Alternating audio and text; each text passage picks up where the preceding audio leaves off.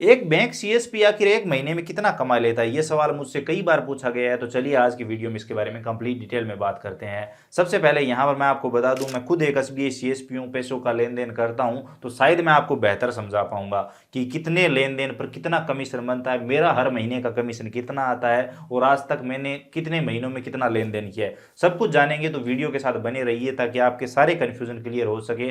अगर आप भी एक एसबीआई सीएसपी बनना चाहते हैं या फिर किसी भी बैंक की सीएसपी आईडी लेना चाहते हैं, तो आपको मोटा-मोटा क्लियर हो जाएगा कि हाँ, लगभग इतना कमीशन बन जाता है इतने लेन-देन पर और वाक़ई फ़ायदे का सौदा है यानी कितना खर्चा है, कितनी रिस्क है, सब कुछ जानेंगे। तो यहाँ पर जब मैंने सीएसपी के बारे में सोचा क्योंकि मैं ई-मित्र चलाता था, सीएससी आईडी भी थी मेरे पास, तो मैंने सोचा क्यों ना बैंक सीएसपी की आईडी भी ले ली जाए।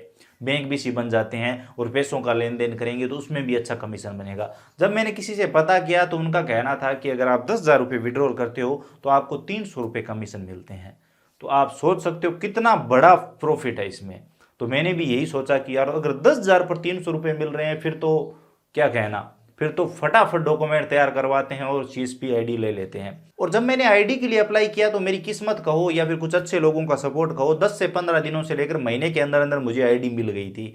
तो यहाँ पर कुछ लोगों को तो सालों तक आईडी नहीं मिलती है। अब चलिए पहले मेरी यहाँ पर ट्रांजैक्शन रिपोर्ट या फिर कमीशन रिपोर्ट देख लेते हैं, उसके बाद आगे बात करते हैं। यहाँ पर आप देख सकते हैं जो पहला महीना है जून, उसमें 27 साढ़े 27 लाख 28 लाख के करीब यहाँ पर ट्रांजैक्शन दिखाए जा रहे हैं, जो 248 ट्रांजैक्शन यहाँ पर बताए जा रहे हैं। लेकिन जहाँ तक मुझे याद है लेन देन करीबन 45 लाख के करीब हुआ था, शायद ये विड्रॉल ही दिखाया जा रहा है, कन्फर्मेशन नहीं है लेकिन इसे ही मान के चलते हैं। मान लीजिए 27 लाख और यहाँ पर 71,000 के करीब ये ट्रांजैक्शन दिखाए जा रहे हैं। तो ये जून का हो गया।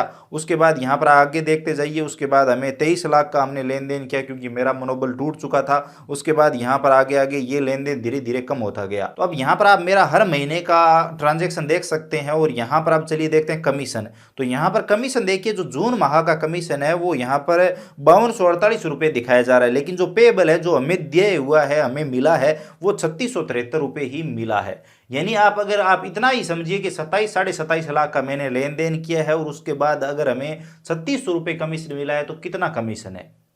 और यहाँ पर मैं साफ साफ बता देना चाहता हूँ, मैंने सिर्फ ट्रांजैक्शन किए थे, बीमा वगैरह नहीं किया था, बाकी काम कुछ भी नहीं किया था।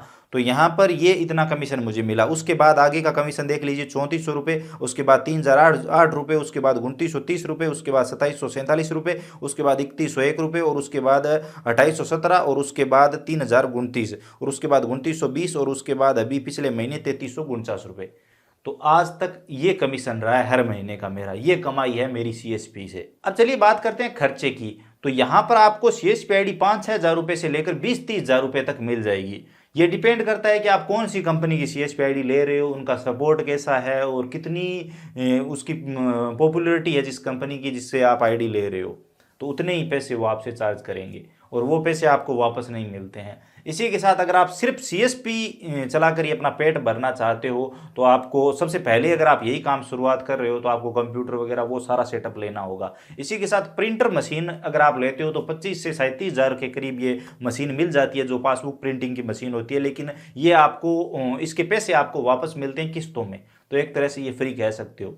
लेकिन कोई सीएसपी से लेना नहीं चाहता क्योंकि थोड़े थोड़े करके पैसे वापस मिलते हैं और एक साथ पैसे लग जाते हैं। तो अगर आप शुरुआत ही सीएसपी से कर रहे हो तो आपको कंप्यूटर वगैरह का पूरा सेटअप चाहिए होगा, कम से कम लैपटॉप तो चाहिए होगा, मोर्फ वगैरह, वो तो मान लेते हैं एक बार के खर्चे हैं। आपको रजिस्टर मेंटेन करना होगा, 2-3 रजिस्टर मेंटेन करने होंगे क्योंकि अगर कोई भी ट्रांजैक्शन में इश्यू आ जाता है, कोई क्या होता है कि नॉर्मली कोई भी कस्टमर आपके सामने आके खड़ा हो जाता है कि 10 दिन पहले मैंने आपसे 10,000 रुपये निकलवाए थे लेकिन आपने 20,000 रुपये निकाल लिए, तो उसका आपको प्रूफ देना होगा कि ये रहे आपके हस्ताक्षर। तो कहने का मतलब ये है कि आप जो भी विड्रॉल करते हो, डिपॉजिट करते हो, वो एंट्री करनी होगी और कस्टमर के हस्ताक्षर करवाने होंगे ताकि आप सुरक्षित रह सको।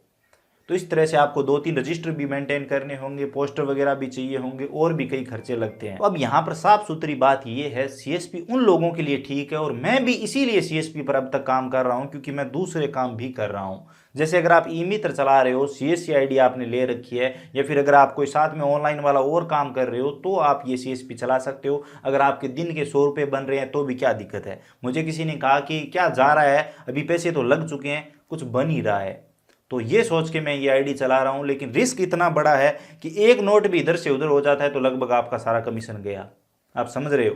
इसी के साथ अगर आपके बैंक ब्रांच आपके नज़दीक में नहीं है, जिस ब्रांच से आपने CSP ID ली है, तो रोज़ाना आपको अगर पैसे लेने जाना पड़ेगा। जैसे हमारे यहाँ से 10-12 किलोमीटर दूर है बैंक ब्रांच, तो हमें अगर बाइक लेकर भी जाना होता है तो 100-150 का खर्चा हो जाता है। तो रोज़ाना पैसे भी नहीं लेकर आ सकते। अगर ये 2-3 दिनों के पैसे एक साथ में लेके आते हैं तो वो भी पैसे रखना भी एक रिस्क वाली बात है। आप समझ पा रहे होंगे अगर आप एक SBI CSP है। तो अगर आपकी बैंक ब्रांच नज़दीक में है तो आपको वो प्रॉफिट मिलेगा, आपका वो खर्चा नहीं होगा। अब यहाँ पर अगर मुझे 3,000 रुपये कमीशन मिल रहा है और अगर मैं रोजाना 100 रुपये पैसे लाने के लिए खर्च कर रहा हूँ तो फिर मुझे बचा क्या। अब यहाँ पर एक दो बातें आप सभी को और बता देना चाहता हूँ। कुछ लोग सिर्फ CSP पर ही है तो वो कैसे पैसे कमा रहे हैं, तो उनके ज़्यादा ट्रांजेक्शन हो सकते हैं। इसी के साथ वो बीमा भी करते हैं, नए अकाउंट ज़्यादा ओपन करते हैं तो अकाउंट के भी पैसे लेते हैं। इस प्रकार के पैसे करके अगर वो अपना खर्चा निकाल लेते हैं, अच्छा कमीशन कमा लेते हैं तो हो सकता है। मैं यहाँ पर अगर बता दूं, मैंने सिर्फ ट्रांजैक्शन किए हैं, बाकी दूसरे काम ज़्यादा नहीं किए हैं क्योंकि इतना टाइम ही नहीं है। और जहाँ तक मैंने ये कमीशन देखा तो वैसे भी मेरा मन नहीं करता। आपकी क्या राय है? अब इतना वीडियो अगर आपने देख लिया है तो आप अपनी राय कमेंट सेक्शन में जरूर दीजिए। आपको क्या लगता है SBI CSP, सिर्फ SBI CSP चलाकर क्या अच्छी दिन दिहाड़ी या फिर अच्छी मजदूरी बनाई जा सकती है? कमेंट सेक्शन में जरूर बताइए। अगर आप एक SBI CSP हो तो भी आप लिखिए आपको हर महीने कितना कमीशन मिलता है और आप कितने ट्रांजेक्शन लगभग कर देते हो हर महीने के, कितने का लेन देन हो जाता है, बताइए कमेंट सेक्शन में। वीडियो इन्फॉर्मेटिव लगा है तो लाइक करिए, अपने दोस्तों के साथ जरूर शेयर करिए। चैनल पर नए हो तो सब्सक्राइब करके बेल आइकन प्रेस कर लीजिए, जिससे आपको आने वाले सभी वीडियो सबसे पहले मिलेंगे, नई नई अपडेट देखने को मिलेगी। इसके अलावा अगर आपके मन में कोई भी सवाल सुझाव है, कुछ भी जानना चाहते हो, बताना चाहते हो, कोई भी कन्फ्यूजन क्लियर करना चाहते हो तो बेझिझक कमेंट सेक्शन में लिखिए। चलिए मिलते हैं अगले वीडियो में किसी नई अपडेट के साथ।